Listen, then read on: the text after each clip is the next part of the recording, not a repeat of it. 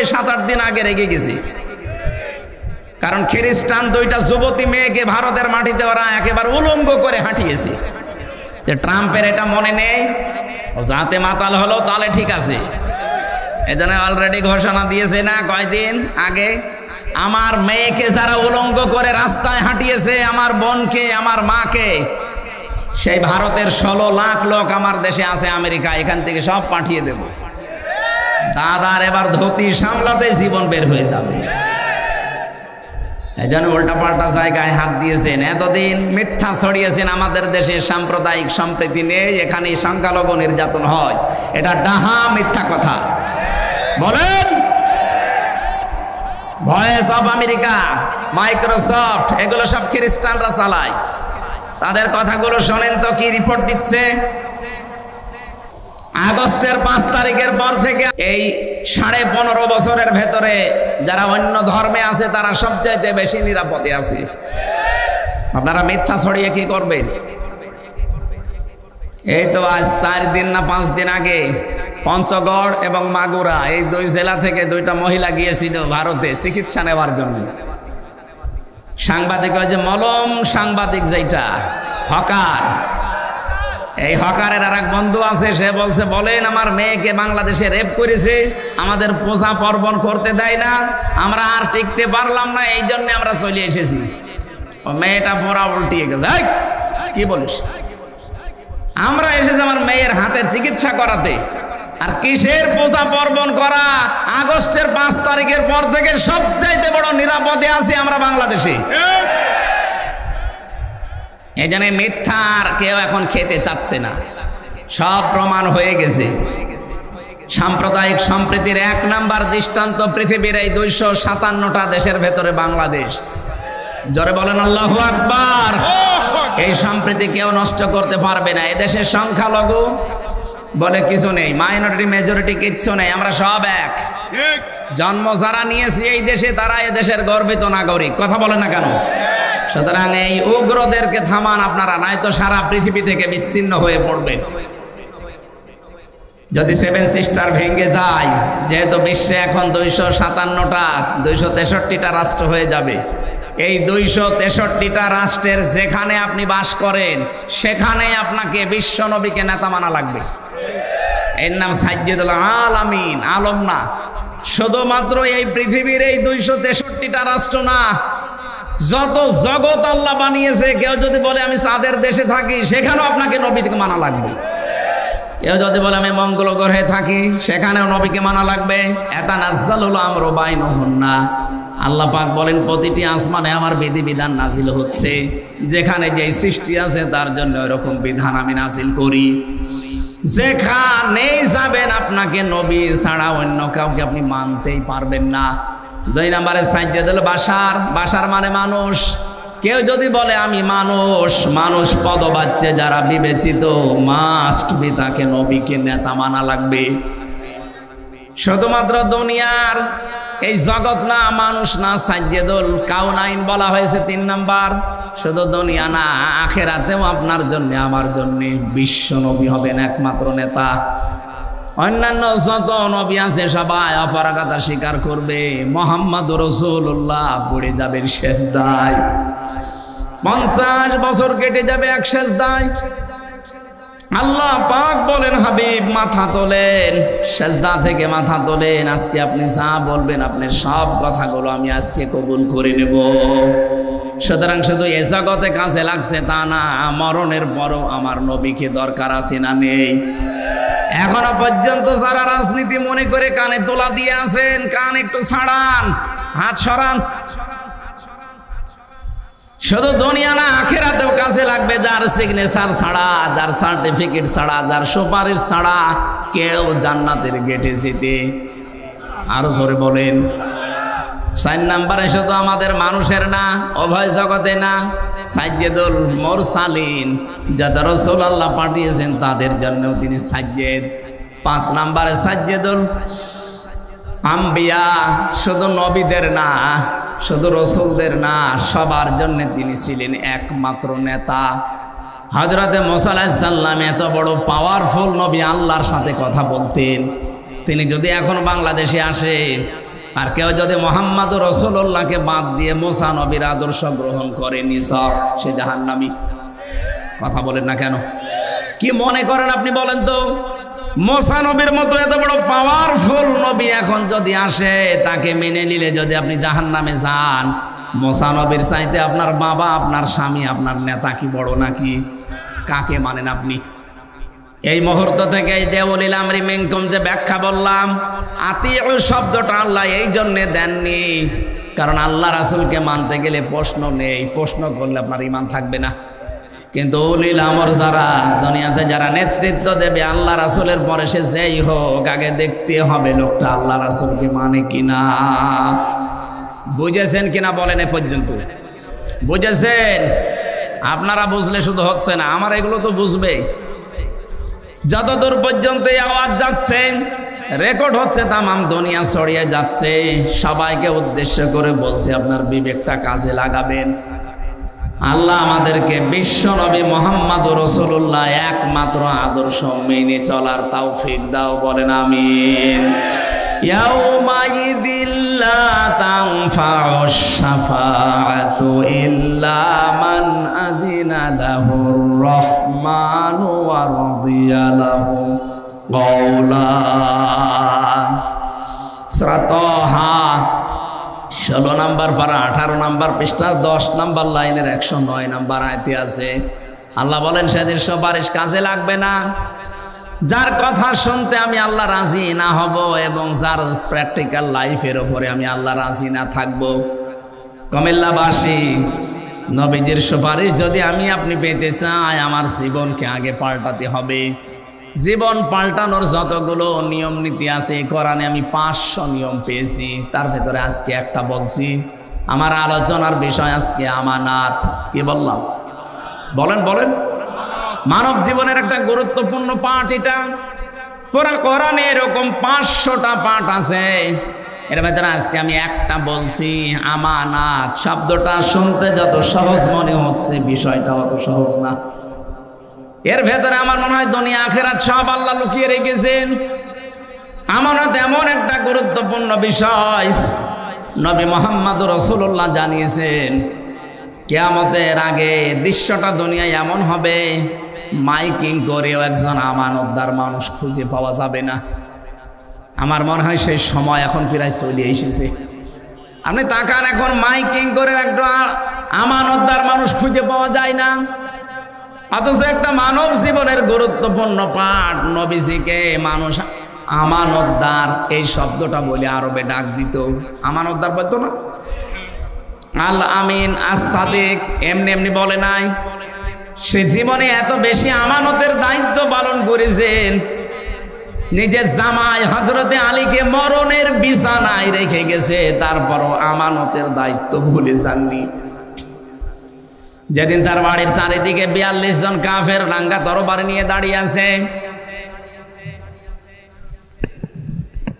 বিশ্ব নবী ডাক দিয়ে বললেন, আলী, চারিদিকে ওরা দাঁড়িয়ে আছে আমাকে হত্যা করার জন্যে। ওই যে ঘরের ভেতরে টোপলা দেখতে পাও, ওগুলো সব ওই ওদের যারা আমাকে হত্যা করার জন্য এসেছে। আমি আল্লাহর আদেশ পেয়েছি, এ মুহূর্তে যদি আমি চলে যাই তাহলে আমার আল আমিন নামের কলঙ্ক হয়ে যাবে। আমানতদার আমি, ওরা নিজেরাই আমাকে ডাকে, তাহলে এই আমানতদারের কলঙ্ক হয়ে যাবে। তুমি আমার বিছানার উপরে চাদর মোড়া দিয়ে শুয়ে থাকো, সকালবেলা ওরা এসে যখন আমাকে পাবে না, পাবে তোমাকে। তুমি তখন পাওয়ার সঙ্গে সঙ্গে, যেহেতু নেতার ছেলে, তোমারে হয়তো কিছু বলবে না। তুমি সঙ্গে সঙ্গে আমানতের দায়িত্বটা পালন করার পরে 3 দিনের মাথায় মদিনায় আমার সাথে দেখা করবা। ও বাংলার মুসলমানেরা, চিন্তা করেন তো, কঠিন মুহূর্তে যেখানে জীবন মরণ নিয়ে টানাটানি, সেখানেও নবীজি আমানতের দায়িত্ব বলেন নাই, নিজের জামাইকে মরণের বিছানায় রেখে যাচ্ছেন। অথচ আপনি কি করলেন? এ বিশাল আমানতটা জনগণ আপনাকে দিতে চায়নি, তারপর আপনি নিজে নিজে আমানতদার সেজেছিলেন। কথা বলেন না কেন? তিনি 3টা নির্বাচনে আমরা কেউ তাকে জোর করে দিতে চাইনি, তিনি জোর করে আমানতের দায়িত্বটা নিয়েছিলেন। কি করলেন নিয়ে? এই যে চলে গেলেন, কত ঋণ আমাদের মাথার উপরে দিয়ে গেলেন আপনি। এখন এই দেশে একটা মানুষ জন্ম নিলে কমপক্ষে 1,10,000 টাকা তার মাথার উপরে ঋণ। রিপোর্ট দেওয়া হচ্ছে এই দেশে প্রতি বছরে এই 15.5 বছরে প্রত্যেক বছরে 42,000 কোটি টাকা শুধু পাচার হয়েছে। এক দরবেশ সেই টাকা মেরে খেয়েছে 36,000 কোটি। এস আলম একটা কোলাঙ্গার ইসলামী ব্যাংক থেকে 80,000 কোটি টাকা মারিং কাটিং করেছে। এখন অনেককে বলতে শোনা যাচ্ছে, তারা কোন নিয়তে বলছেন আমরা জানি না, যে ইসলামী ব্যাংক একদল নাকি ডাকাতি করেছে। কিসের ডাকাতি? যারা বানিয়েছিল তারা হাতে নিয়েছে। ইসলামী ব্যাংক আপনি বানিয়েছেন? এর প্রতিষ্ঠাতা যারা, তাদের দিকে তাকান। ইসলামী ব্যাংক এখন তার মায়ের কোলে ফিরে গেছে। কথা বলেন না কেন? এতদিন তো ডাকাতি হয়েছিল, সেখান থেকে মায়ের কোলে ইসলামী ব্যাংক ফিরে গেছে। যাদের চরিত্র ওই রকম তারা ওই রকম কথা বলতে পারে, যাদের চরিত্রের ভেতরে ওই রকম মারিং কাটিং। কথা বলছেন না কেন? আমরা তো ঘোষণায় দিয়ে দিয়েছি আমাদের চরিত্রের ভেতরে কোনো মারিং কাটিং করার অভ্যাস নেই। যদি দেখাতে পারেন যে 1 টাকা কেউ মেরে খেয়েছে, শুধু প্রমাণ দেন। কি করে দেখেন। 2টা মন্ত্রী ছিল, 1 টাকা পর্যন্ত দুর্নীতি করেছে, প্রমাণ আজও কেউ দিতে পারেনি। এরপরে আবার কি দেখানো লাগবে আপনাকে? বলে কিছু দেখান। কি দেখাবো এর চাইতে? মন্ত্রীর জায়গায় থেকে যদি 4 আনা কোনো দুর্নীতি না পায়, এই বাংলাদেশের ইতিহাসে প্রথম যে মন্ত্রণালয় চালানোর পরে আবার কিছু টাকা বেঁচে গেছে, ওগুলো ফেরত দিয়েছে। কে দেবে বলেন? এই কুমিল্লা সাক্ষী কিছুদিন আগে নেতা এসেছিল, 5টা মোবাইল পাওয়া গেছে, সেটা আবার ফেরত দিয়ে দিয়েছে।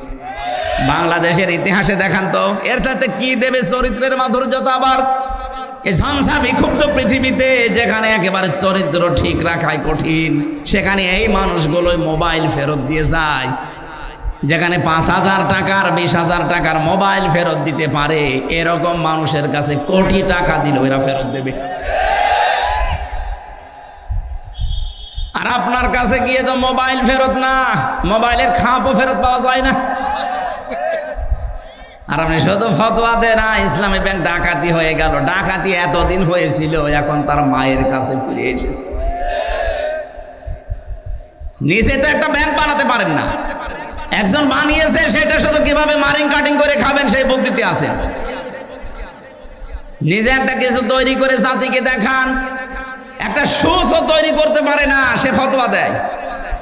আর এরা কি তৈরি করছে আপনি চিন্তা করেছেন? আপনি ঢাকার দিকে আজ 2-3 দিন যেটা চলছে, অন্য দেশের অন্য বলতে কি বিশ্বের সবচাইতে বড় বড় বিশ্ববিদ্যালয়ের প্রফেসররা এসে দৃশ্যগুলো দেখে তারা আশ্চর্য হয়ে গেছে যে এইগুলো তো করে বাইরের দেশে, আমরা দেখি রাষ্ট্রের পক্ষ থেকে।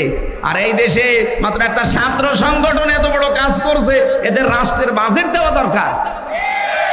দেশ এমনি দাঁড়াবে, শুধু বায়ান দিয়ে দেশ দাঁড়ায় না, কাজ করা লাগে।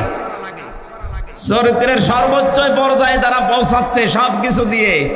আর আপনি আদর্শ দিয়ে মোকাবেলা করতে পারেন না, শুধু উল্টাপাল্টা ফতোয়া দেন। জনগণ এখন আর ওই আগের 5 তারিখের আগে নেই, অনেক আগে আগস্টের 5 তারিখ পার হয়ে গেছে। কথা বলেন না কেন?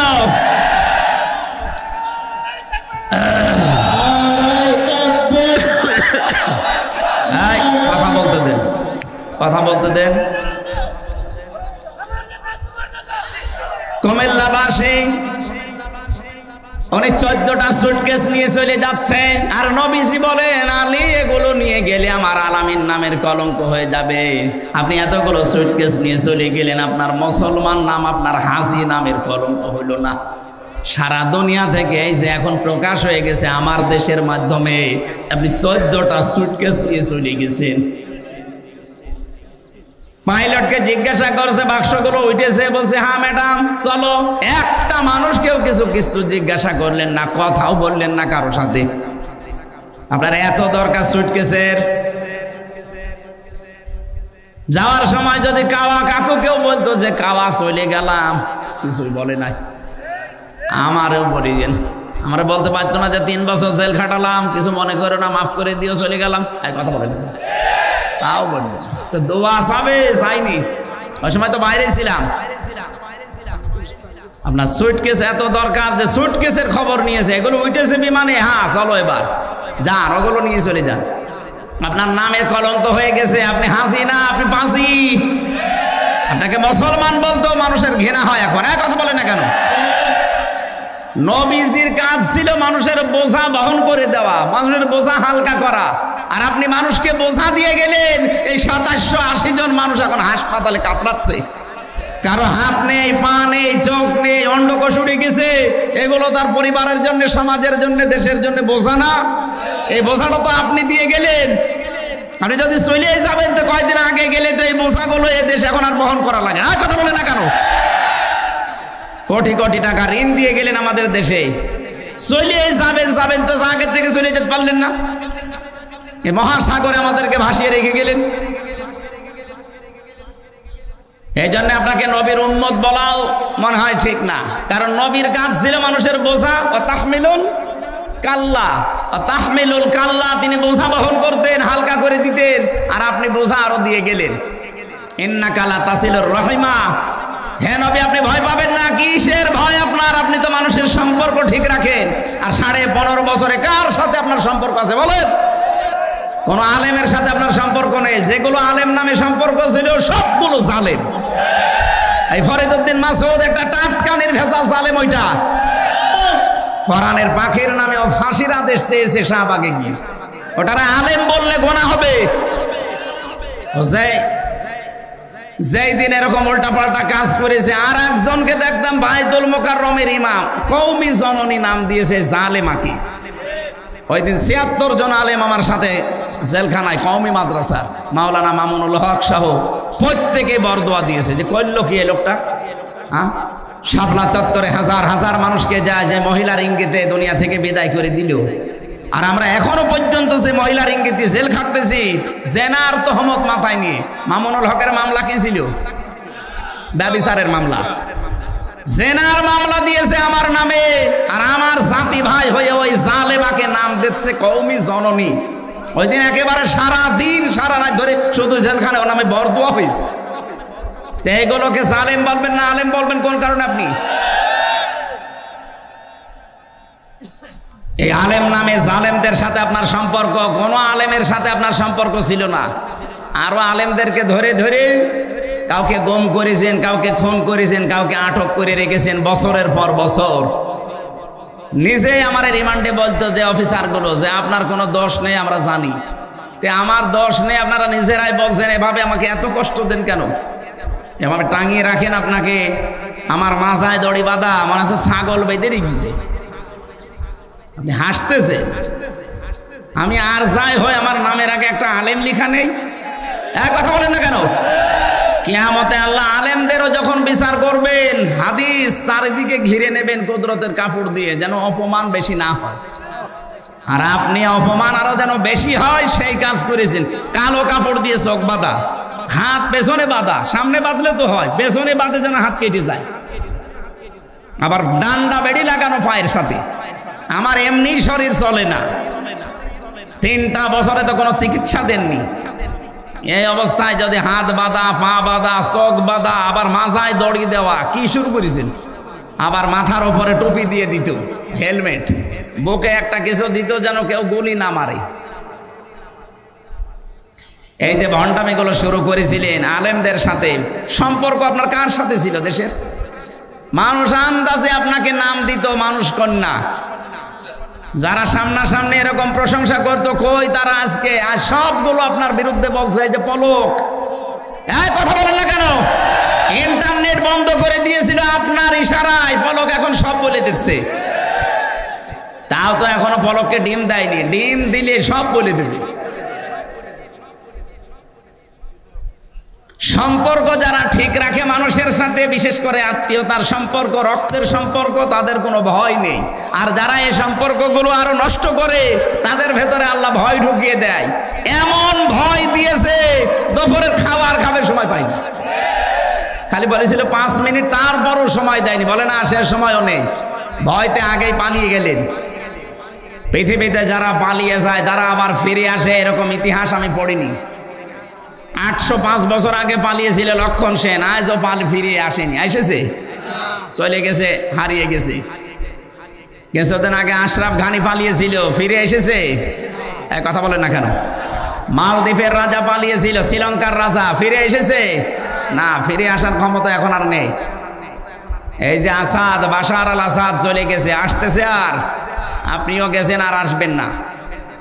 আপনার কথা মতো অনেকে এই দেশকে উস্কানিতে পা দিয়ে বিভিন্ন জায়গায় অঘটন ঘটাচ্ছে। এদেশের মানুষ কিন্তু সত্যি কথা বলছি, এখন আর আগস্টের 5 তারিখের আগে নেই। কেউ উস্কানিতে পা দিয়ে যদি এই দেশকে অস্থিতিশীল করার চেষ্টা করেন, এ দেশটা এখন ছাত্র জনতা আমাদেরকে আমানত দিয়েছে, এই আমানতের খেয়ানত আমরা করতে, আরো জোরে বলেন করতে। গোপালগঞ্জের কিছু মানুষ আবেগে লাফিয়েছিল, এমন পিটানো পিটিয়েছে পুলিশে, প্রশাসনে, আর্মিতে, পেছনে বান্দরের পেছনের মতো লাল হয়ে গেছে। ওই কয়েকদিন শুনলাম যে গোপালগঞ্জ থেকে কেউ যদি ঢাকায় আসে, বাসে আসবে, বসে আসলে 300 টাকা, দাঁড়িয়ে আসলে 1000 টাকা। কুমিল্লার মানুষের তো তার উপরে এমনি একটা রাগ আছে যে বিভাগ দেয়নি।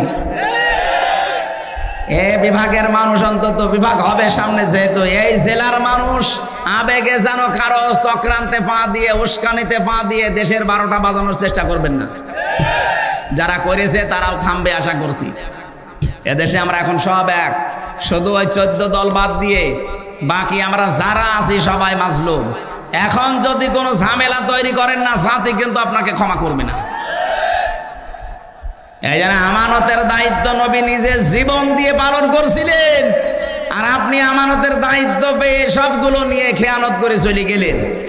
আপনি নবীর উম্মত দাবি করতে পারেন না, এর পরের গুলো তো একটাও মানেন না। দরুদ আর সালাম পড়ছি আমাদের নবী, মানবতার মহান শিক্ষক মুহাম্মদুর রাসূলুল্লাহ সাল্লাল্লাহু আলাইহি ওয়াসাল্লাম। প্রত্যেকটা বিষয়ে তিনি শিক্ষা দিয়েছেন। বুইস্তু মুআল্লিমান, আমাকে প্রেরণ করা হয়েছে শিক্ষক হিসাবে। এমন কোন দিক আর বিভাগ নেই যেখানে তিনি শিক্ষা দেননি। আমরা যে কোরআনে কারিম থেকে তেলাওয়াত করলাম, এটা পড়তে হলে 29টা অক্ষর লাগে। কয়টা? এর প্রতিটি অক্ষরে আমার নবীর সম্মান, মর্যাদা আল্লাহ আরো উপরে তুলে দিয়েছেন। তাফসীরে খাজিনের ভেতরে আছে এই তথ্যটা। আলিফ দিয়ে আমার আল্লাহ জানিয়েছেন আমার নবী আহমদ, তিনি প্রশংসিত। বা দিয়ে আল্লাহ জানিয়েছেন আমার নবী বাশির, তিনি সুসংবাদদাতা। তা দিয়ে আল্লাহ জানিয়েছেন আমার নবী মুত্তাকি, তিনি পরহেজগার। সা দিয়ে তিনি জানিয়েছেন আমার নবী মুদ্দাসির, কম্বলওয়ালা। জিম দিয়ে তিনি জানিয়েছেন আমার নবী জামিল, সুন্দর। হা দিয়ে আল্লাহ বলেন আমার নবী হামিম, তিনি অন্তরঙ্গ বন্ধু। খ দিয়ে জানিয়েছেন আমার নবী খাতামান নাবিয়্যিন, আমার নবী শেষ নবী। এভাবে পড়তে পড়তে আপনি ইয়া চলে যাবেন। ইয়া দিয়ে আল্লাহ ডাক দিয়েছেন ইয়াসিন, হে নেতা।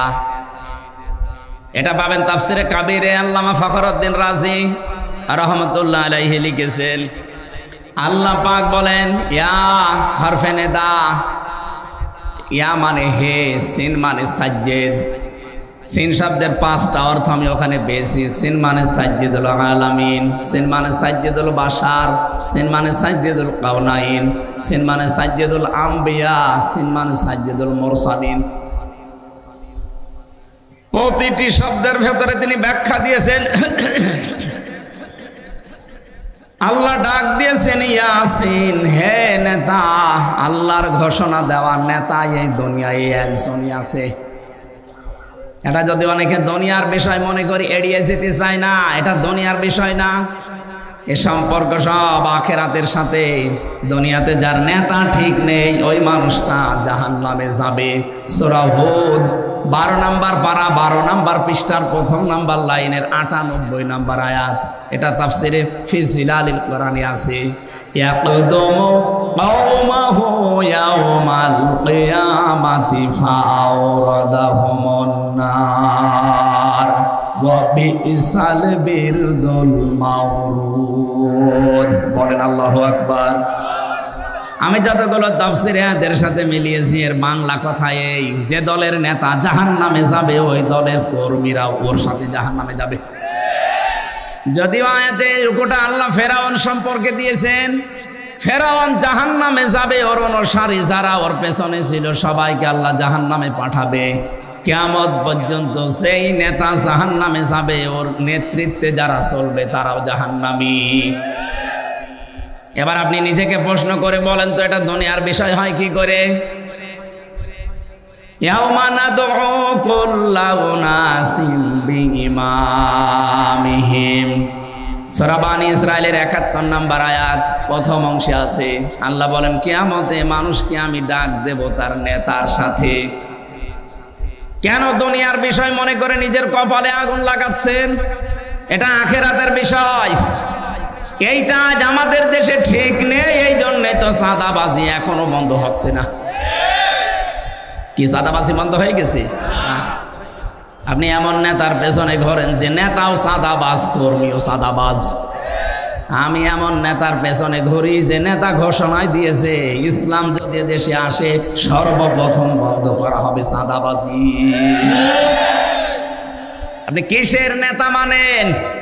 আপনার নেতার দিকে তাকালে শয়তানের কথা মনে হয়, আমার নেতার দিকে তাকালে আমার আল্লাহর কথা মনে হয়। কি বেশি বলে ফেললাম? না না, বেশি হয়নি।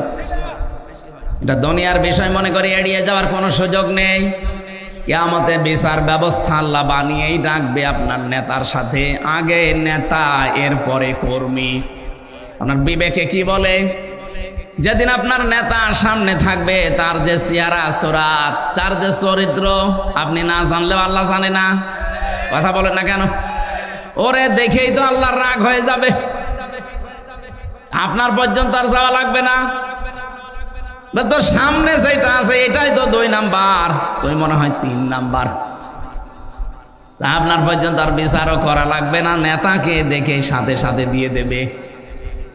এই জন্য কোরআনে কারিমে আমি যে আয়াত পড়েছি এর পরের আয়াতে আপনি দেখবেন সূরা নিসা ৬০ নাম্বার আয়াত, ৫৯ নাম্বার আয়াত, রব্বুল আলামিন বলেন ইয়া আইয়ুহাল্লাযীনা আমানু আতিউল্লাহা ওয়া আতিউর রাসূলা ওয়া উলিল আমরি মিনকুম। ওহে যারা ঈমানের দাবি করো, আমি আল্লাহর আনুগত্য করো, আমার রাসূলের ইতাআত করো, আর উলিল আমর তোমাদের ভেতরে যারা নেতা নেতৃত্ব দেয় তাদেরকে তোমরা মেনে চলো। কুমিল্লাবাসী কান খাড়া করে শোনেন, এই যে আতিউ, এটা ফেল, এটা ভার্ব, এটা ক্রিয়া। এই শব্দটা আল্লাহ নিজের নামে আর রাসূলের নামে দিয়েছেন, কিন্তু উলিল আমরের আগে তিনি দেননি। মুফাসসিরিন ইকরাম বোঝাতে চেয়েছেন আল্লাহ আর রাসূলকে মানা লাগবে, কোনো প্রশ্ন করা যাবে? আরো জোরে বলেন। আপনার বুঝে আসুক বা না আসুক মানা লাগবে, এইটাই ফাইনাল। কিন্তু উলিল আমর যারা আল্লাহ রাসূলের পরে দুনিয়ায় নেতৃত্ব দেবে এদেরকে মানতে হলে মাস্ট বি দেখা লাগবে লোকটা আল্লাহ রাসূলকে মেনে চলে কিনা। আল্লাহ রাসূলকে যদি মেনে চলে ও আমার আত্মীয় না হলেও ওইটাই আমার নেতা। আল্লাহ রাসূলকে মানি না, ও আমার বাবা হলেও ওরে আমি মানি না। এটা যত বদ্ধমূল করতে পারবেন দুনিয়ার জীবনে তত শান্তি পাবেন। এইটা আজ বাস্তবতায় আমরা নিতে চাই না, অনেকে ভয় পায় আর বলে যে না হুজুর এটা রাজনীতি, এটা বলার দরকার নেই। এটা না বলতে বলতে তো আজ আমাদের অবস্থা এই পর্যায়ে পৌঁছিয়েছে।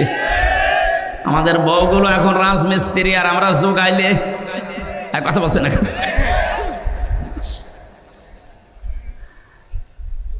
ইয়াসিন বলে আল্লাহ ডাক দিয়েছেন হে নেতা। সিন শব্দের অর্থ বললাম ৫টা। প্রথম নম্বর অর্থ হচ্ছে সাজ্জিদুল আলামিন, আলম না। এখন বিশ্বে ২৫৭টা রাষ্ট্র আছে, কিছুদিনের ভেতরে আরো ৬টা রাষ্ট্র বাড়তেছে। কথা বুঝে কি? এই যে 7 সিস্টার যদি ভেঙে যায় আরো ৬টা রাষ্ট্র বাড়বে। ২৫৭ আর ৬ কত হয়? কয়েকদিন পরে পৃথিবীর মানচিত্রে আপনারা দেখতে পাবেন ২৬৩টা রাষ্ট্র হয়ে গেছে। কারণ সেভাবে আপনারা পেছনে লেগেছেন, আপনারা ভাঙতে বাধ্য। এতদিন মুসলমানকে গরু খাওয়ার অপরাধে জবাই করেছেন, আমরা কিছুই বলি নাই, কিন্তু এখন আপনারা আল্লাহর ঘর ভাঙা আরম্ভ করেছেন। আপনার পূর্বপুরুষের দিকে তাকান। আব্রাহা আল্লাহর ঘর ভাঙতে এসে কাসফিম মাকুল হয়ে গেছে। কথা বলে না কেন? আপনাদেরকে আল্লাহর ভুসি বানিয়ে ফেলবে, টুকরা টুকরা করে দেবে। আজকেও সকালে দেখেন একটা মসজিদ ভেঙেছে শয়তানরা। বিশ্বের দিকে তাকালে আমরা দেখি কেউ মাটির নিচে গ্যাস পায়, তেল পায়, সোনা পায়, লোহা পায়, আর শয়তানরা শুধু মন্দির পায়। আমরা যদি এখন বলি ঢাকার স্বামীবাগের ইসকন মন্দির 500 বছর আগে এখানে মসজিদ ছিল, আমরা ভেঙে দেব, কি করবেন আপনি? বাবরি মসজিদ ভুয়া, ধোয়া তুলে আপনি ভেঙে দিলেন। আজকে সকালবেলা এক হিন্দুর বক্তব্য শুনেছেন, মোদির বিরুদ্ধে এই লোকটা, ভারতে বাড়ি কলকাতায়, সে বলছে কেন এই ভুয়া ধোয়া তুলে মুসলমানদের কলিজায় আঘাত দিচ্ছেন? তাদের বাবরি মসজিদটা ভুয়া ধোয়া তুলে ভেঙে দিলেন। এখনো পর্যন্ত তাদের মসজিদগুলো, আল্লাহর ঘরগুলো ভাঙতেছেন। আমাদের দেবতাকে কেউ গালি দিলে যেমন লাগে, তাদের আল্লাহকে গালি দিলে ওই রকমই লাগে। সব হিন্দু খারাপ না, কিছু উগ্রপন্থী হিন্দু আছে যারা, তাদের জন্য আজ হিন্দুদের বদনাম হয়ে যাচ্ছে। এই জন্য ভারতে যারা শুধু উগ্রপন্থী হিন্দু বাদ দিয়ে যত ধর্মের লোক আছেন, যত জাতির লোক আছেন, তাদের এই মুহূর্তে অন্তত সতর্ক হওয়া দরকার। এই উগ্র হিন্দু জঙ্গি এদেরকে থামানো, নাই তো এদের জন্য আপনি কিন্তু বিশ্বের বুক থেকে বিচ্ছিন্ন হয়ে পড়বেন। একটা প্রতিবেশীর সাথে আপনার মিল নেই, আফগানিস্তানের সাথে মিল নেই, পাকিস্তানের সাথে মিল নেই, নেপালের সাথে মিল নেই, মালদ্বীপের সাথে মিল নেই, ভুটানের সাথে মিল নেই, চীনের সাথে মিল নেই, মায়ানমারের সাথে মিল নেই। আমাদের সাথে মিল ছিল কন্যা যতদিন ছিল, কন্যা নেই, মিল নেই। তো কি আরম্ভ করেছেন আপনারা? আল্লাহর ঘরগুলো এভাবে ভেঙে দিচ্ছেন। আবার বলে যে আমরা চট্টগ্রাম নিয়ে নেব। আরে দাদা, আপনি কি যৌতুক নেবেন নাকি? আর মেয়ে তো পালিয়ে গেছে, যৌতুক কিসের? পালানো মেয়ের কোনো যৌতুক আছে না? ও মেয়ের বিয়েই তো আমরা মানি না। কারণ মেয়ে যার সাথে এতদিন আমরা বলতাম যে স্বামী স্ত্রীর সম্পর্ক, এটা তো একটা ভুয়া জিনিস। এটা ভুয়া না? কারণ যার সাথে গেছে তার সাথে তো আমাদের ধর্মে বিয়ে জায়েজ নেই। ওয়ালা তুনকিহুল মুশরিকিনা হাত্তা ইউমিনু, সূরা বাকারা 221 নম্বর আয়াতের মাঝের অংশে আছে। আল্লাহ পাক বলেন, যতক্ষণ মুশরিক পুরুষ মুসলমান না হবে, ঈমান না আনবে, তার সাথে মুমিনা নারীর বিয়ে করা জায়েজ নেই। এটা আমি বানালাম? বলেন। সুতরাং যার সাথে গেছে তার সাথে তো বিয়ে আমাদের ধর্মেই জায়েজ নেই। আপনি এতদিন খালি মিথ্যা কথা বলতেন যে আমাদের স্বামী স্ত্রীর সম্পর্ক। তারপরও দাদা যদি এখন মুসলমান হয়, যে বয়স দাদা, এ বয়সে মুসলমানই দিতে গেলে দেখা যাচ্ছে হাসামে গোড়া থেকে কেটে বাদ দিয়ে দিল, সব শেষ। আমার মনে হয় এখন আরো হবে না। মুরব্বী বয়সে এখন যে অবস্থায় আছে ওইভাবে থাক। আর আমরা ও বিয়ে মানি না, যৌতুক তো আরো পরের কথা। আর আমাদের ধর্মে যৌতুক জায়েজ নেই। যৌতুক আছে আমাদের ধর্মে, সুতরাং এটা তো দেওয়ার প্রশ্নই আসে না। বাংলাদেশে আমিরে জামাত ডক্টর শফিকুর রহমান উনি ঘোষণা দিয়েছেন, এদেশের 1 ইঞ্চি না হাফ ইঞ্চি জমির দিকে কেউ যদি উল্টা পাল্টা নজরে তাকায়, নিয়ে নেওয়া তো দূরের কথা, শুধু যদি উল্টা পাল্টা নজরে কেউ তাকায় তার চোখ তুলে ফেলা হবে। আর এদেশের 18 কোটি মানুষ যদি জীবন দেয়, 36 কোটি দাদা নিয়ে জীবন দেবে। এক একজন অন্তত 2 জনের গলা চেপে ধরবো। এই কথা বলছেন না? ওদের মরণের খুব ভয়। আমি ভারতের বহু প্রদেশে গেছি। আমার তো আমার মনে হয় 16, 17, 18, 19 এগুলো সবই ওইদিকে গেছি। আমি কয়েক মাস ধরে পড়ে থাকতাম ওদের বিভিন্ন প্রদেশে আমি গেছি। ওদের খুব ভয় মরণের। ওদের সাথে মিশে আমি যা দেখেছি, খুব ভয় মরণের। ওয়ালা তাজিদান্নাহুম আহরাসান নাসি আলা হায়াতি ওয়া মিনাল্লাযিনা আশরাকু। তার ভেতরে আছে আল্লাহ পাক বলেন, ওয়ালা তাজিদান্নাহুম, লামে তাকিদ নুনে সাকিলা, আল্লাহ গ্যারান্টি দিয়ে জানিয়েছেন অবশ্যই আপনি তাদেরকে দেখতে পাবেন। জীবনের প্রতি খুব বেশি মায়া তাদের যারা মুশরিক। আমাদের জীবনের প্রতি মায়া না, আমাদের মায়া হচ্ছে জান্নাতের প্রতি। আর ওদের মায়া মরণের একটু ভয় দেখাবেন, পাগল হয়ে যাবে। খালি বর্ডার বন্ধ হয়ে গেছে, আলু পেঁয়াজ পচতেছে, ভয়ে এখন কান্নাকাটি আরম্ভ করেছে, মানে না খেয়ে মারা যাবে। আমাদের এতদিন ভয় দেখাতো যে আমরা দেন না খেয়ে মারা যাব যদি খাবার না পাঠায়।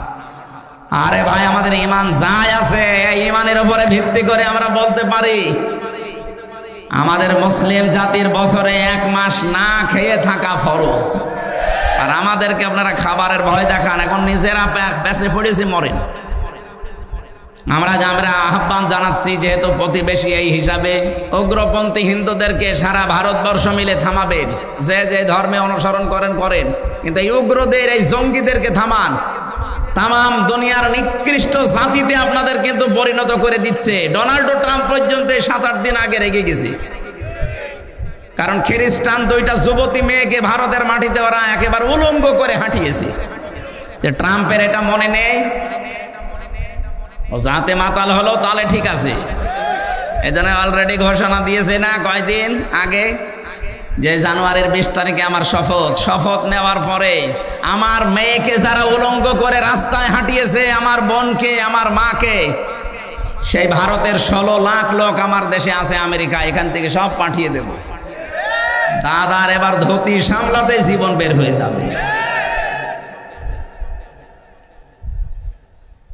এই জন্য উল্টাপাল্টা জায়গায় হাত দিয়েছেন। এতদিন মিথ্যা ছড়িয়েছেন আমাদের দেশে সাম্প্রদায়িক সম্প্রীতি নেই, এখানে সংখ্যালঘু নির্যাতন হয়। এটা ডাহা মিথ্যা কথা। বলেন, ভয়েস অফ আমেরিকা, মাইক্রোসফট, এগুলো সব খ্রিস্টানরা চালায়। তাদের কথাগুলো শোনেন তো কি রিপোর্ট দিচ্ছে।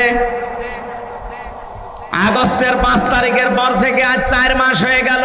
এই দিনে সবচাইতে বেশি, এই 4 মাসে, এই 15.5 বছরের ভেতরে যারা অন্য ধর্মে আছে তারা সবচাইতে বেশি নিরাপদে আছে। আপনারা মিথ্যা ছড়িয়ে কি করবেন? এই তো আজ 4 দিন না 5 দিন আগে পঞ্চগড় এবং মাগুরা, এই 2 জেলা থেকে 2টা মহিলা গিয়েছিল ভারতে চিকিৎসা নেওয়ার জন্য। সাংবাদিক, ওই যে মলম সাংবাদিক, যেটা হকার, এই হকারের আর এক বন্ধু আছে, সে বলছে, বলেন আমার মেয়েকে বাংলাদেশে রেপ করেছে, আমাদের পূজা পার্বণ করতে দেয় না, আমরা আর টিকতে পারলাম না, এই জন্য আমরা চলে এসেছি। ও মেয়েটা পড়া উল্টিয়ে গেছে। কি বলিস? আমরা এসেছি আমার মেয়ের হাতের চিকিৎসা করাতে, আর কিসের পূজা পার্বণ করা? আগস্টের 5 তারিখের পর থেকে সবচাইতে বড় নিরাপদে আছি আমরা বাংলাদেশে। এই জন্য মিথ্যা আর কেউ এখন খেতে চাচ্ছে না, সব প্রমাণ হয়ে গেছে। সাম্প্রদায়িক সম্প্রীতির 1 নাম্বার দৃষ্টান্ত পৃথিবীর এই 257টা দেশের ভেতরে বাংলাদেশ। জোরে বলেন আল্লাহু আকবার। এই সম্প্রীতি কেউ নষ্ট করতে পারবে না। এদেশের সংখ্যালঘু বলে কিছু নেই, মাইনরিটি মেজরিটি কিচ্ছু নেই, আমরা সব এক। জন্ম যারা নিয়েছি এই দেশে, তারা এদেশের গর্বিত নাগরিক। কথা বলে না কেন? সুতরাং এই উগ্রদেরকে থামান আপনারা, নয়তো সারা পৃথিবী থেকে বিচ্ছিন্ন হয়ে পড়বেন। যদি 7 সিস্টার ভেঙে যায়, যেহেতু বিশ্বে এখন 257টা 263টা রাষ্ট্র হয়ে যাবে, এই 263টা রাষ্ট্রের যেখানে আপনি বাস করেন, সেখানে আপনাকে বিশ্ব নবীকে নেতা মানা লাগবে। এর নাম সাইয়্যিদুল আলামিন, আলম না। শুধুমাত্র এই পৃথিবীর এই 263টা রাষ্ট্র না, যত জগৎ আল্লাহ বানিয়েছে, কেউ যদি বলে আমি চাঁদের দেশে থাকি, সেখানেও আপনাকে নবীকে মানা লাগবে। কেউ যদি বলে আমি মঙ্গল গ্রহে থাকি, সেখানেও নবীকে মানা লাগবে।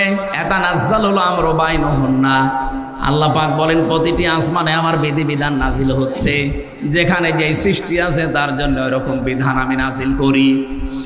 যেখানেই যাবেন আপনাকে নবী ছাড়া অন্য কাউকে আপনি মানতেই পারবেন না।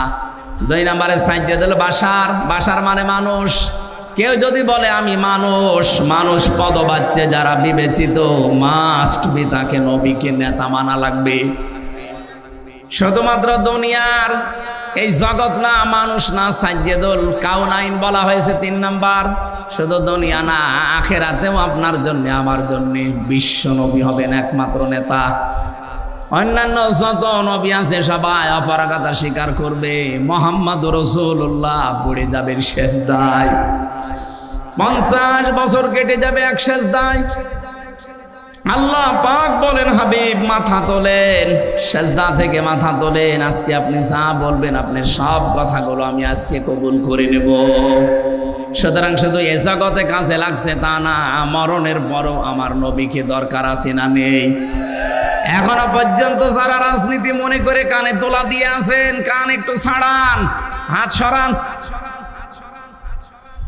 শুধু দুনিয়া না, আখিরাতেও কাজে লাগবে। যার সিগনেচার ছাড়া, যার সার্টিফিকেট ছাড়া, যার সুপারিশ ছাড়া কেউ জান্নাতের গেটে যেতে, আরো জোরে বলেন। 4 নাম্বারে শুধু আমাদের মানুষের না, উভয় জগতে না, সাজ্জেদুল মুরসালিন যাদের রাসূলুল্লাহ পাঠিয়েছেন তাদের জন্যও তিনি সাজ্জেদ। 5 নাম্বারে সাজ্জেদুল আম্বিয়া, শুধু নবীদের না, শুধু রসুলদের না, সবার জন্য তিনি ছিলেন একমাত্র নেতা। হযরতে মুসা আলাইহিস সালাম এত বড় পাওয়ারফুল নবী, আল্লাহর সাথে কথা বলতেন। তিনি যদি এখন বাংলাদেশে আসেন আর কেউ যদি মুহাম্মদুর রাসূলুল্লাহকে বাদ দিয়ে মুসা নবীর আদর্শ গ্রহণ করে, নিছক সে জাহান্নামী। কথা বলেন না কেন? কি মনে করেন আপনি বলেন তো? মুসা নবীর মতো এত বড় পাওয়ারফুল নবী এখন যদি আসে, তাকে মেনে নিলে যদি আপনি জাহান্নামে যান, মুসা নবীর চাইতে আপনার বাবা, আপনার স্বামী, আপনার নেতা কি বড় নাকি? কাকে মানেন আপনি? এই মুহূর্ত থেকে যে উলিল আমরি মিনকুম যে ব্যাখ্যা বললাম, আতিউ শব্দটা আল্লাহ এই জন্যে দেননি কারণ আল্লাহ রাসূলকে মানতে গেলে প্রশ্ন নেই, প্রশ্ন করলে আপনার ঈমান থাকবে না। কিন্তু উলিল আমর যারা দুনিয়াতে যারা নেতৃত্ব দেবে আল্লাহ রাসূলের পরে, সে যেই হোক, আগে দেখতে হবে লোকটা আল্লাহ রাসূলকে মানে কিনা। বুঝেছেন কিনা বলেন এ পর্যন্ত? বুঝেছেন? আপনারা বুঝলে শুধু হচ্ছে না, আমার এগুলো তো বুঝবে। যতদূর পর্যন্ত এই আওয়াজ যাচ্ছে, রেকর্ড হচ্ছে, তামাম দুনিয়া ছড়িয়ে যাচ্ছে, সবাইকে উদ্দেশ্য করে বলছে আপনার বিবেকটা কাজে লাগাবেন। আল্লাহ আমাদেরকে বিশ্ব নবী মুহাম্মদুর রাসূলুল্লাহ একমাত্র আদর্শ মেনে চলার তৌফিক দাও, বলেন আমিন। ইয়াউমাইযিল লা তানফাউশ শাফাআতু ইল্লা মান আযিনা লাহুর রাহমানু ওয়া রাদিয়া লাহু কওলা। সূরা তাহা 16 নম্বর পারা 18 নম্বর পৃষ্ঠা 10 নম্বর লাইনের 109 নম্বর আয়াতে আছে। আল্লাহ বলেন, সেদিন সুপারিশ কাজে লাগবে না। যার কথা শুনতে আমি আল্লাহ রাজি না হব এবং যার প্র্যাকটিক্যাল লাইফের উপরে আমি আল্লাহ রাজি না থাকব। কুমিল্লাবাসী, নবীজির সুপারিশ যদি আমি আপনি পেতে চাই, আমার জীবনকে আগে পাল্টাতে হবে। জীবন পাল্টানোর যতগুলো নিয়ম নীতি আছে কোরআনে আমি 500 নিয়ম পেয়েছি, তার ভেতরে আজকে একটা বলছি। আমার আলোচনার বিষয় আজকে আমানাত। কি বললাম? বলেন বলেন। মানব জীবনের একটা গুরুত্বপূর্ণ পাঠ এটা। পুরা কোরআনে এরকম 500টা পাঠ আছে, এর ভেতরে আজকে আমি একটা বলছি, আমানাত। শব্দটা শুনতে যত সহজ মনে হচ্ছে, বিষয়টা অত সহজ না। এর ভেতরে আমার মনে হয় দুনিয়া আখিরাত সব আল্লাহ লুকিয়ে রেখেছেন। আমানত এমন একটা গুরুত্বপূর্ণ বিষয়, নবী মুহাম্মদুর রাসূলুল্লাহ জানিয়েছেন কিয়ামতের আগে দৃশ্যটা দুনিয়ায় এমন হবে, মাইকিং করেও একজন আমানতদার মানুষ খুঁজে পাওয়া যাবে না। আমার মনে হয় সেই সময় এখন প্রায় চলে এসেছে। আপনি তাকান, এখন মাইকিং করে একটা আমানতদার মানুষ খুঁজে পাওয়া যায় না। অথচ একটা মানব জীবনের গুরুত্বপূর্ণ পাঠ, নবীজিকে মানুষ আমানতদার এই শব্দটা বলে আরবে ডাক দিত। আমানতদার বলতো না, আল আমিন, আস সাদিক, এমনি এমনি বলে নাই। সে জীবনে এত বেশি আমানতের দায়িত্ব পালন করেছেন, নিজের জামাই হযরতে আলীকে মরণের বিছানায় রেখে গেছে, তারপরও আমানতের দায়িত্ব ভুলে যাননি। যেদিন তার বাড়ির চারিদিকে 42 জন কাফের রাঙ্গা তরবারি নিয়ে দাঁড়িয়ে আছে, বিশ্ব নবী ডাক দিয়ে বললেন, আলী, চারিদিকে ওরা দাঁড়িয়ে আছে আমাকে হত্যা করার জন্যে। ওই যে ঘরের ভেতরে টোপলা দেখতে পাও, ওগুলো সবই ওদের, যারা আমাকে হত্যা করার জন্য এসেছে। আমি আল্লাহর আদেশ পেয়েছি, এ মুহূর্তে যদি আমি চলে যাই তাহলে আমার আল আমিন নামের কলঙ্ক হয়ে যাবে। আমানতদার আমি, ওরা নিজেরাই আমাকে ডাকে, তাহলে এই আমানতদারের কলঙ্ক হয়ে যাবে। তুমি আমার বিছানার উপরে চাদর মোড়া দিয়ে শুয়ে থাকো, সকালবেলা ওরা এসে যখন আমাকে পাবে না, পাবে তোমাকে। তুমি তখন পাওয়ার সঙ্গে সঙ্গে, যেহেতু নেতার ছেলে, তোমারে হয়তো কিছু বলবে না, তুমি সঙ্গে সঙ্গে আমানতের দায়িত্বটা পালন করার পরে 3 দিনের মাথায় মদিনায় আমার সাথে দেখা করবা। ও বাংলার মুসলমানেরা, চিন্তা করেন তো, কঠিন মুহূর্তে যেখানে জীবন মরণ নিয়ে টানাটানি, সেখানেও নবীজি আমানতের দায়িত্ব ভোলেন নাই। নিজের জামাইকে মরণের বিছানায় রেখে যাচ্ছেন, অথচ আপনি কি করলেন? এ বিশাল আমানতটা জনগণ আপনাকে দিতে চায়নি, তারপর আপনি নিজে নিজে আমানতদার সেজেছিলেন। কথা বলেন না কেন? তিনি 3টা নির্বাচনে আমরা কেউ তাকে জোর করে দিতে চাইনি, তিনি জোর করে আমানতের দায়িত্বটা নিয়েছিলেন। কি করলেন নিয়ে? এই যে চলে গেলেন, কত ঋণ আমাদের মাথার উপরে দিয়ে গেলেন আপনি। এখন এই দেশে একটা মানুষ জন্ম নিলে কমপক্ষে 1,10,000 টাকা তার মাথার উপরে ঋণ। রিপোর্ট দেওয়া হচ্ছে এই দেশে প্রতি বছরে, এই 15.5 বছরে, প্রত্যেক বছরে 42,000 কোটি টাকা শুধু পাচার হয়েছে। এক দরবেশ সেই টাকা মেরে খেয়েছে 36,000 কোটি। এস আলম একটা কোলাঙ্গার ইসলামী ব্যাংক থেকে 80,000 কোটি টাকা মারিং কাটিং করেছে। এখন অনেককে বলতে শোনা যাচ্ছে, তারা কোন নিয়তে বলছেন আমরা জানি না, যে ইসলামী ব্যাংক একদল নাকি ডাকাতি করেছে। কিসের ডাকাতি? যারা বানিয়েছিল তারা হাতে নিয়েছে। ইসলামী ব্যাংক আপনি বানিয়েছেন? এর প্রতিষ্ঠাতা যারা, তাদের দিকে তাকান। ইসলামী ব্যাংক এখন তার মায়ের কোলে ফিরে গেছে। কথা বলেন না কেন? এতদিন তো ডাকাতি হয়েছিল, সেখান থেকে মায়ের কোলে ইসলামী ব্যাংক ফিরে গেছে। যাদের চরিত্র ওই রকম, তারা ওই রকম কথা বলতে পারে। যাদের চরিত্রের ভেতরে এরকম মারিং কাটিং, কথা বলছেন না কেন? আমরা তো ঘোষণায় দিয়ে দিয়েছি, আমাদের চরিত্রের ভেতরে কোনো মারিং কাটিং করার অভ্যাস নেই। যদি দেখাতে পারেন যে 1 টাকা কেউ মেরে খেয়েছে, শুধু প্রমাণ দেন। কি করে দেখেন। 2টা মন্ত্রী ছিল, 1 টাকা পর্যন্ত দুর্নীতি করেছে, প্রমাণ আজও কেউ দিতে পারেনি। এরপরে আবার কি দেখানো লাগবে আপনাকে? বলে কিছু দেখান। কি দেখাবো এর চাইতে? মন্ত্রীর জায়গায় থেকে যদি 4 আনা কোনো দুর্নীতি না পায়, এই বাংলাদেশের ইতিহাসে প্রথম যে মন্ত্রণালয় চালানোর পরে আবার কিছু টাকা বেঁচে গেছে, ওগুলো ফেরত দিয়েছে। কে দেবে বলেন? এই কুমিল্লা সাক্ষীর কিছুদিন আগে নেতা এসেছিল, 5টা মোবাইল পাওয়া গেছে, সেটা আবার ফেরত দিয়ে দিয়েছে। বাংলাদেশের ইতিহাসে দেখান তো, এর চাইতে কি দেবে চরিত্রের মাধুর্যতা? আবার এই ঝঞ্ঝা বিক্ষুব্ধ পৃথিবীতে, যেখানে একেবারে চরিত্র ঠিক রাখাই কঠিন, সেখানে এই মানুষগুলোই মোবাইল ফেরত দিয়ে যায়। যেখানে 5,000 টাকার 20,000 টাকার মোবাইল ফেরত দিতে পারে, এরকম মানুষের কাছে কোটি টাকা দিলেও এরা ফেরত দেবে। আর আপনার কাছে গিয়ে তো মোবাইল ফেরত না, মোবাইলের খাপও ফেরত পাওয়া যায় না। আর আপনি শুধু ফতোয়া দেন, না ইসলামী ব্যাংক ডাকাতি হয়ে গেল। ডাকাতি এতদিন হয়েছিল, এখন তার মায়ের কাছে ফিরে এসেছে। নিজে তো একটা ব্যাংক বানাতে পারেন না, একজন বানিয়েছে, সেটা শুধু কিভাবে মারিং কাটিং করে খাবেন সেই পদ্ধতি আছে। নিজে একটা কিছু তৈরি করে জাতিকে দেখান। একটা সুসও তৈরি করতে পারে না, সে ফতোয়া দেয়। আর এরা কি তৈরি করছে আপনি চিন্তা করেছেন? আপনি ঢাকার দিকে আজ 2-3 দিন যেটা চলছে, অন্য দেশের অন্য বলতে কি বিশ্বের সবচাইতে বড় বড় বিশ্ববিদ্যালয়ের প্রফেসররা এসে দৃশ্যগুলো দেখে তারা আশ্চর্য হয়ে গেছে যে এইগুলো তো করে বাইরের দেশে, আমরা দেখি রাষ্ট্রের পক্ষ থেকে। আর এই দেশে মাত্র একটা ছাত্র সংগঠন এত বড় কাজ করছে, এদের রাষ্ট্রের বাজেট দেওয়া দরকার। দেশ এমনি দাঁড়াবে,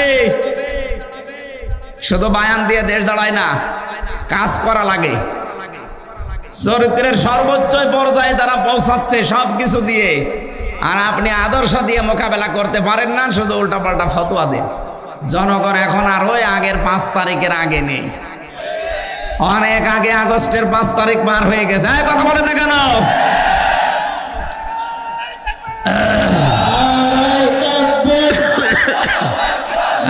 কথা বলতে দেন, কথা বলতে দেন। কুমিল্লাবাসী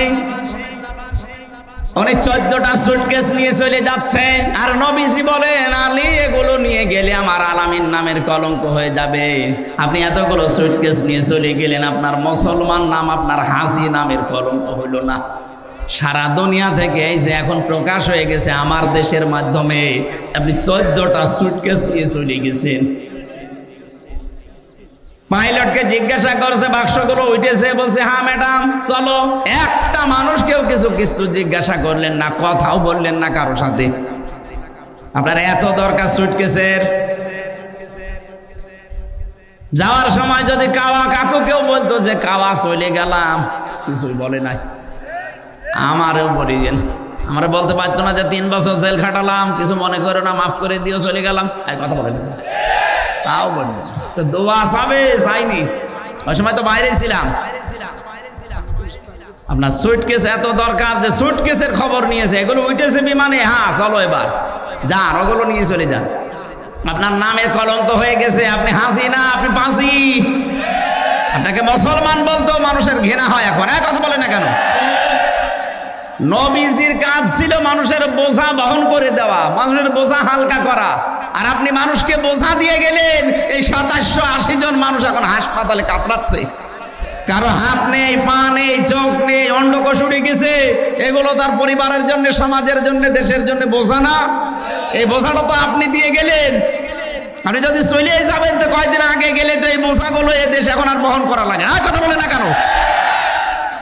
কোটি কোটি টাকা ঋণ দিয়ে গেলেন আমাদের দেশে, চলে যাবেন তো আগের থেকে চলে যেতে পারলেন না?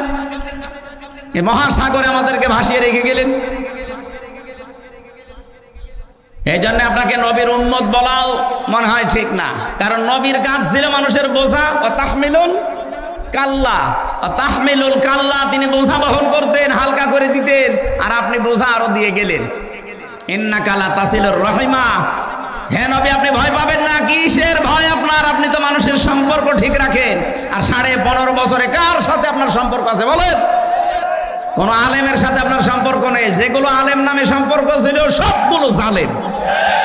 এই ফরিদউদ্দিন মাসউদ একটা টাটকানির ভেজাল জালেম। ওইটা কোরআনের পাখির নামে ও ফাঁসির আদেশ চেয়েছে শাহবাগে গিয়ে, ওটারে আলেম বললে গোনা হবে।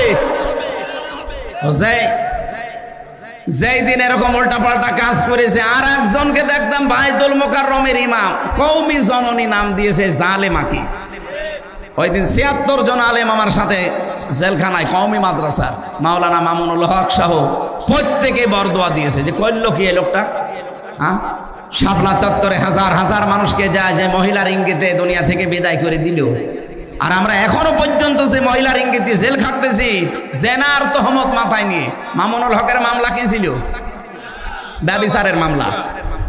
জেনার মামলা দিয়েছে আমার নামে, আর আমার জাতি ভাই হয়ে ওই জালেমাকে নাম দিচ্ছে কওমি জননী। ওই দিন একেবারে সারা দিন সারা রাত ধরে শুধু জেলখানে ওর নামে বরদোয়া হয়েছে। এগুলোকে জালেম বলবেন না আলেম বলবেন কোন কারণে আপনি?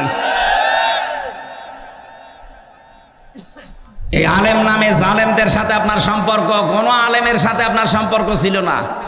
আরো আলেমদেরকে ধরে ধরে কাউকে গুম করেছেন, কাউকে খুন করেছেন, কাউকে আটক করে রেখেছেন বছরের পর বছর। নিজেই আমার রিমান্ডে বলতো যে অফিসারগুলো যে আপনার কোনো দোষ নেই, আমরা জানি, আমার দোষ নেই, আপনারা নিজেরাই বলছেন, এভাবে আমাকে এত কষ্ট দেন কেন? এভাবে টাঙিয়ে রাখেন আপনাকে। আমার মাজায় দড়ি বাঁধা, মনে হচ্ছে ছাগল বেঁধে রেখেছে। আপনি হাসতেছে, আমি আর যাই হয় আমার নামের আগে একটা আলেম লিখা নেই। এক কথা বলেন না কেন? কিয়ামতে আল্লাহ আলেমদেরও যখন বিচার করবেন, হাদিস চারিদিকে ঘিরে নেবেন কুদরতের কাপড় দিয়ে, যেন অপমান বেশি না হয়। আর আপনি অপমান আরো যেন বেশি হয় সেই কাজ করেছেন। কালো কাপড় দিয়ে চোখ বাঁধা, হাত পেছনে বাঁধা, সামনে বাঁধলে তো হয়, পেছনে বাঁধে যেন হাত কেটে যায়। আবার ডান্ডা বেড়ি লাগানো পায়ের সাথে। আমার এমনি শরীর চলে না, 3টা বছরে তো কোনো চিকিৎসা দেননি। এই অবস্থায় যদি হাত বাঁধা, পা বাঁধা, চোখ বাঁধা, আবার মাথায় দড়ি দেওয়া, কি শুরু করেছেন? আবার মাথার উপরে টুপি দিয়ে দিত, হেলমেট, বুকে একটা কিছু দিত যেন কেউ গুলি না মারে। এই যে ভণ্ডামিগুলো শুরু করেছিলেন আলেমদের সাথে, সম্পর্ক আপনার কার সাথে ছিল? দেশের মানুষ আন্দাজে আপনাকে নাম দিত মানুষ কন্যা। যারা সামনাসামনি এরকম প্রশংসা করতো, কই তারা আজকে? আর সবগুলো আপনার বিরুদ্ধে বলছে। এই যে পলক, কথা বলেন না কেন? ইন্টারনেট বন্ধ করে দিয়েছিল আপনার ইশারায়, পলক এখন সব বলে দিচ্ছে। তাও তো এখনো পলককে ডিম দেয়নি, ডিম দিলে সব বলে দেবে। সম্পর্ক যারা ঠিক রাখে মানুষের সাথে, বিশেষ করে আত্মীয়তার সম্পর্ক, রক্তের সম্পর্ক, তাদের কোনো ভয় নেই। আর যারা এই সম্পর্কগুলো আরো নষ্ট করে, তাদের ভেতরে আল্লাহ ভয় ঢুকিয়ে দেয়।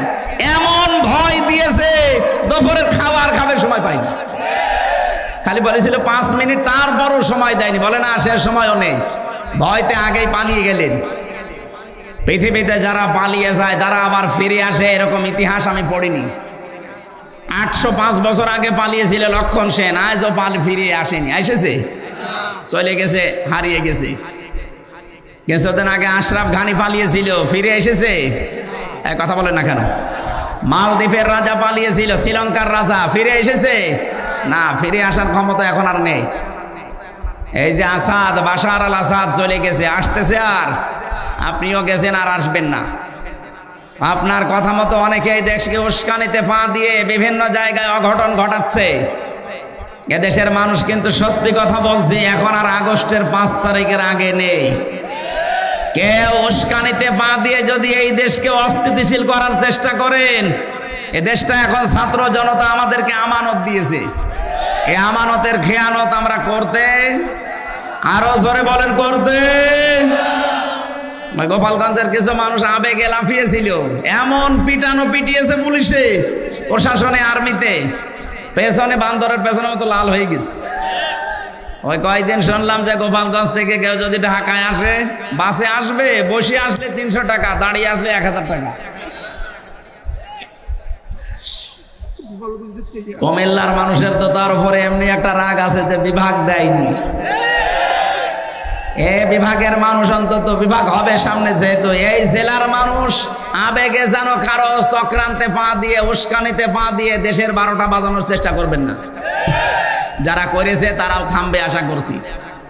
এদেশে আমরা এখন সব এক, শুধু ওই 14 দল বাদ দিয়ে বাকি আমরা যারা আছি সবাই মাজলুম। এখন যদি কোনো ঝামেলা তৈরি করেন না, জাতি কিন্তু আপনাকে ক্ষমা করবে না। এই জন্য আমানতের দায়িত্ব নবী নিজে জীবন দিয়ে পালন করছিলেন, আর আপনি আমানতের দায়িত্ব পেয়ে সবগুলো নিয়ে খেয়ানত করে চলে গেলেন। আপনি নবীর উম্মত দাবি করতে পারেন না, এর পরের গুলো তো একটাও মানেন না। আল্লাহ রাব্বুল আলামিন বলেন, ইন্নাল্লাহা, অবশ্যই আমি আল্লাহ, ইয়া'মুরুকুম, তোমাদেরকে আদেশ করছি, আন তুআদ্দুল আমানাতি ইলা আহলিহা, তোমাদের যাবতীয় আমানতকে তার প্রাপকের কাছে পৌঁছিয়ে দেবা। এখানে গচ্ছিত যে আমানতটা আছে এইটার কথা বলা হয়েছে। তাফসীরে ইবনে কাসিরের ভেতর থেকে শোনাচ্ছি, হযরতে ওসমান ইবনে তালহা রাদিয়াল্লাহু তাআলা আনহা, তার ঘটনা এই আয়াতের ভেতরে আছে। নবীজি মক্কা বিজয় করলেন, নিজে উঠের উপরে চড়ে তাওয়াফ করলেন, লাঠি দিয়ে হাজরা আসওয়াদকে তিনি স্পর্শ করলেন। এরপরে হযরতে তালহা ওসমান ইবনে তালহাকে ডাক দিয়ে বললেন, এই নাও চাবি, কাবার এই চাবি। দরজা খুলে তিনি 2 রাকাত নামাজ আদায় করে চাবিটা দিয়ে দিলেন। বলেন, কিয়ামত পর্যন্ত তোমার বংশের কাছে এই আমানতটা থাকবে। এই আয়াতটা তিনি ওই সময় তেলাওয়াত করে জানালেন, অবশ্যই আল্লাহ নির্দেশ দিয়েছে তার আমানতকে তার প্রাপকের কাছে পৌঁছিয়ে দাও। আমানতের কথা কেন বারবার বলছি? আমার এই জীবনে আমি কোরআনে কারিমে পড়াটা পড়ে আমানত পেয়েছি প্রধানত 27 প্রকার। কত? 27 প্রকার। আপনি কি ঘুমাচ্ছে? 27 প্রকার আমানতকে দুনিয়ায় আপনাকে পালন করে দেখানো লাগবে। তার প্রথম প্রকার আমানত হচ্ছে আপনার জীবনটা। এটা আল্লাহ পাক পক্ষ থেকে আপনাকে একটা আমানত দিয়েছেন, মন মতো আপনি ব্যবহার করতে পারবেন না, এমনকি নিজের অঙ্গ প্রত্যঙ্গ যা আছে একটা নিজে নষ্ট করে ফেলতে পারেন না, এটা আমানতের খেয়ানত হবে। অলা তুহলিকু আনফুসাকুম, সূরা বাকারার ভেতরে আছে আয়াতটা, বাংলা অর্থ হচ্ছে নিজেদেরকে নিজেরা ধ্বংসের ভেতরে ফেলে দিবা না। সুতরাং এই বডিটা যেহেতু আল্লাহর পক্ষ থেকে আপনার কাছে আমানত, এই আমানতটা রক্ষা করার জন্য অবশ্যই এই বডির খেয়াল রাখা লাগবে।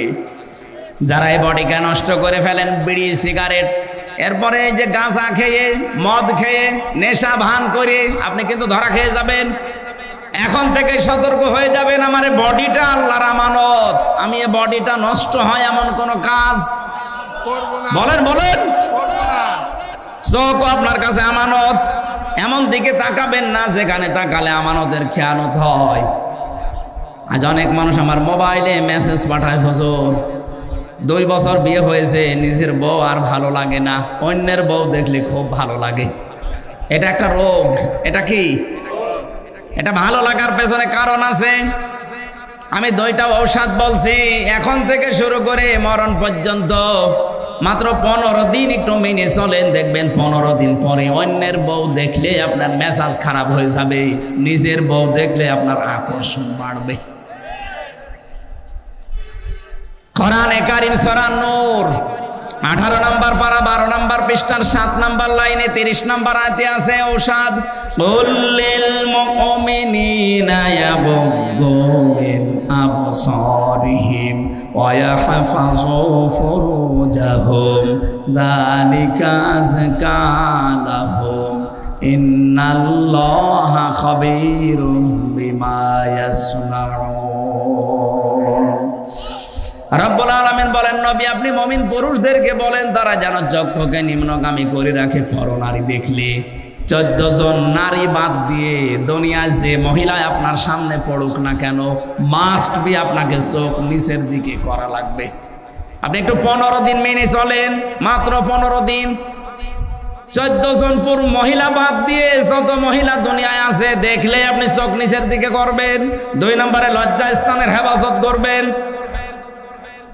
মেয়েরা যদি কারো সাথে মোবাইলেও কথা বলেন, মা বোন যারা শুনতে পাচ্ছেন, প্রথম নাম্বারে আপনার কথা হবে মোবাইলে খুব শর্টকাট কথা। যদি কারো সাথে বলেন, 14 জন পুরুষের সাথে আপনি কথা বলতে পারেন, এই 14 জনের বাইরে যদি কাবা শরীফের ইমামও কল দেয়, আপনি মোবাইলে কথা বলবেন খুব শর্টকাটে। 2 নম্বরে ভাষা হবে রুক্ষ সূক্ষ্ম। কথা বুঝতেছেন? এগুলো না, আপনার কথাবার্তারা শুনে আরো অনেকে দেখি চলে আসে, আপনার কাছে আসতে চায়। আজ পরিবার অবক্ষয়ের পেছনে কারণ আমার মনে হয় মোবাইলের এই উল্টাপাল্টা কথাগুলো।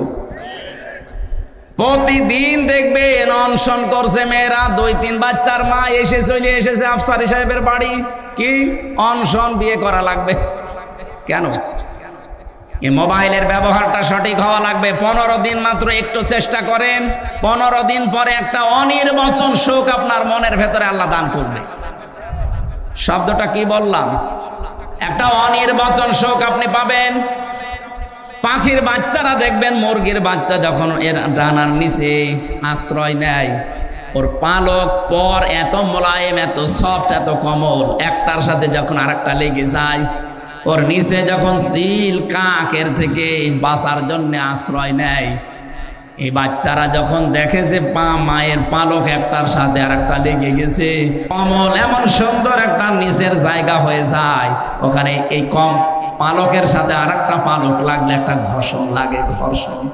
ওটাকে বাংলায় অনির্বচন সুখ বলে। তখন বাচ্চারা কিচির মিচির আওয়াজ দেয়।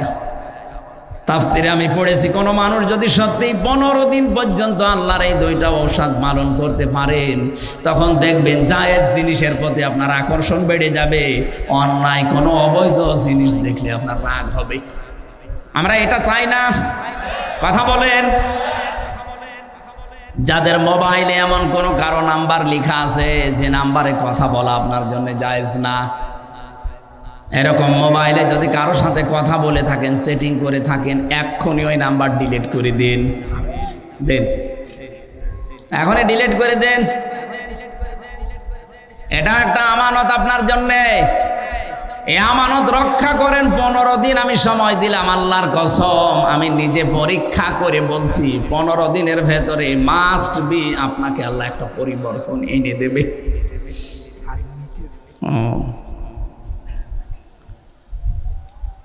আমানতের ব্যাখ্যায় যতগুলো বিষয় আমি পড়েছিলাম 27টা একটা একটা করে বলতে গেলে সময় চলে যাবে। এখন যেহেতু আমার পরে এখনো আলোচক আছে, তারা কথা বলবেন, আর আমার আবার আরেকটা অনুষ্ঠান মাগরিবের পরে আছে। আমি আমার শ্রদ্ধেয় বড় ভাই যে মুহাদ্দিস রফিকুল্লাহ আফসারী সাহেবের লেখা, উনি তো বহু বই লিখেছে, মনে হয় আমি একটা লিস্ট করেছিলাম 53টা। আজকে আমাকে একটা বই উপহার দিচ্ছে, এটা খুতবার বই, জমার খুতবা, এটা সম্পূর্ণ সৃজনশীল খুতবা। আমি বইটা পড়বো, আমি আশা করছি, ভাইয়ের কাছে চেয়েছিলাম, উনি আমাকে উপহার দিয়েছে। আপনারা সুযোগ পেলে বইটা ওনার গাড়িতে থাকতে পারে। শিক্ষিত মানুষ, বিশেষ করে ইমাম যারা, খতিব যারা, তাদের জন্য এটা লাগবে। আমি যেহেতু নিতে চাচ্ছি, আপনারাও নেবেন। এই আমার ড্রাইভার কই, এই বইটা গাড়িতে রাখো। সম্মানিত ভাইরা, এরপরে হাকামতুম বাইনান নাসি আন তাহকুমু বিল আদলি, এই শব্দগুলো ছিল, আমি আর আগাতে পারলাম না সামনে। আগামীতে আমাদের এই অনুষ্ঠান আবার হবে প্রতি বছরে বছরে ইনশাল্লাহ। এরপরে সামনে আশপাশে কোনো জায়গায় যদি মাহফিল থাকে আমরা কথা বলবো। আজকের মতো আমরা এই আয়াতটা অসম্পূর্ণ রেখে বিদায় নিলাম। নামাজ পড়েন, এখানেই নামাজ পড়েন, আর বেশি সময় নেই। নামাজের পরে মুহাদ্দিস রফিকুল্লাহ সাহেব উঠবেন ইনশাল্লাহ। ওনার পরে আবার মাওলানা হাবিবুর রহমান যুক্তিবাদী সাহেব আছেন। এরপরে যে পীর সাহেব কি জানো, মোশতাক ফায়েজি সাহেব আছেন। আপনারা কথা শুনবেন একটার পর একটা। আমিন। বারাকাল্লাহু লানা ওয়া লাকুম ফিল কোরআনিল আযীম। আসসালামু আলাইকুম ওয়া রাহমাতুল্লাহ। মাশাআল্লাহ, আলহামদুলিল্লাহ। চমৎকার আলোচনা করার জন্য মাহফিল কমিটির পক্ষ থেকে